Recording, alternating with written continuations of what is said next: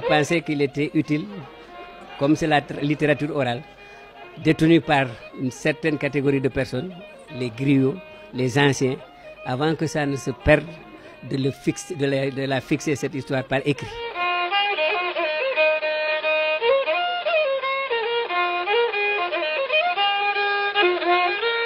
Un exercice qui a eu comme résultat cette production littéraire de Malalba Alpha Molo Baldé.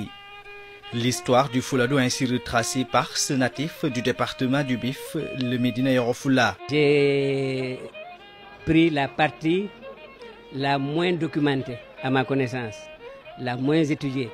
C'est la partie Alpha Molo. Parce que ce qui existe souvent, ça parle de Moussa Molo, son fils.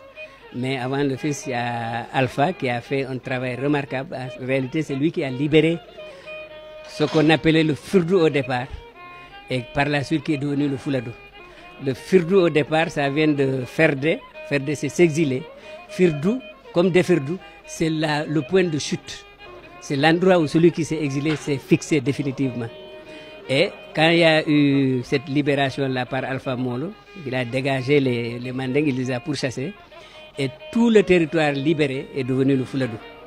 Fouladou signifiant la terre des Peuls.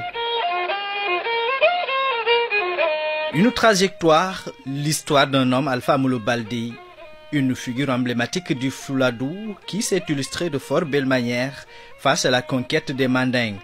Et cet homme mérite aujourd'hui de faire partie de ce panthéon des héros nationaux. Quand on parle de héros nationaux, on nous parle de Lat Dior, on nous parle de, je ne sais pas, Albouri.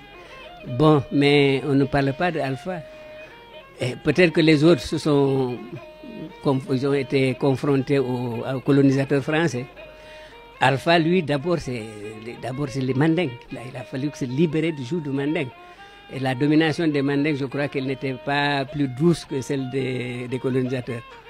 Et c'est pour cela que je crois qu'il fallait, pour les générations futures, écrire cette histoire-là, pour que les gens sachent que nous aussi, on a quelqu'un qu'on peut monter au rang de héros national. Et c'est ça qui n'existe pas. Je crois que c'est cette lacune-là qu'il faudra combler, cette erreur qu'il faut corriger. Ce livre de quelques pages, écrit dans un langage très dépouillé, se veut comme une production littéraire, voire même scientifique.